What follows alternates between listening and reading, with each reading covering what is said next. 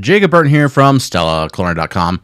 And in a previous video, we made these big Bama Jammas, the 8-ounce hamburger patties. So in this video, I'm going to show you how to reverse sear them, which allows you to cook the hamburger patties nice and evenly.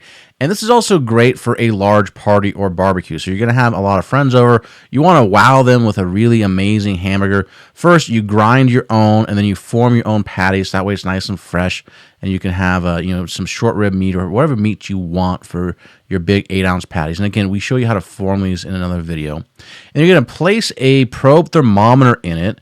And here I'm using a ChefAlarm thermometer. And this is going to beep at us when we get it to the right temperature internally. So here, look at the temperature on my oven. It's 200 degrees Fahrenheit. My oven is set to. I'm going to set this to beep at me right at 125 degrees Fahrenheit. So what we are doing is we are using a very low oven to allow these hamburgers to slowly come up to temperature or to our mid-rear temperature. Now what this does is it allows the proteins to slowly coagulate without a ton of moisture loss. So just a little bit of juices, as you can see there on the parchment paper, but nothing major. Now at this point, I'm going to set my ChefAlarm again down and allow them to cool to about 110 degrees Fahrenheit. Now you can let them cool a little bit, down to room temperature really. So you have some time here with it. Now here I'm using a cast iron pan that I'm getting super, super hot because again, these burgers are already cooked all the way through and they're nice and warm in the center. So now I just have to sear them. Now you can do the exact same thing on a smoking hot grill.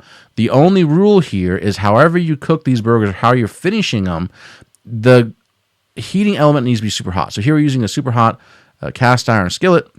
If you were having a backyard barbecue, you can place these onto a very hot grill. And we're just looking for a nice hard sear. So we want to sear these as quickly as possible, browning them on both sides. Now, at this point, we haven't seasoned these patties, right? We didn't season them during the forming process, so we're going to season them now with some salt. You can use pepper, but pepper has a tendency to scorch. Now, look at that beautiful, hard, charred crust on there. Now, this is partly because we did see how I'm using the pepper on the other side, right? That way it's not totally burning.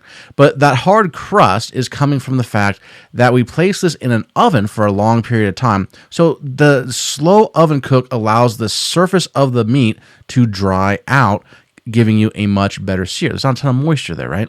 So now we're going to place it on our home-baked brioche bun. I always like to put mayonnaise on the bottom, just a simple LTO, but in this case, I'm using arugula for my lettuce. And then when we go to cut this bad boy in half, I mean, look at how juicy that is, how juicy and tender. Oh my goodness, look at that. That is a beautiful edge-to-edge, mid-rare. And I know what you're thinking, oh my God, Jacob, it looks raw. Well, first of all, I like mine a true mid-rare, okay? Second of all, the evenness of the cook is keeping it rare or mid-rare edge to edge. If you want it cooked more, just set your ChefAlarm a little bit higher and get off my back about how I like my hamburgers, all right? For more hamburger cooking fun, head on over to StellaCulinary.com/hamburger. There you will find our amazing hamburger resource page that shows you how to make our large hamburger brioche buns and also the little cute slider buns, how to make sliders, how to make JoJo potatoes, how to make traditional potatoes, how to make a double, and much more. By much more, I mean a few more videos.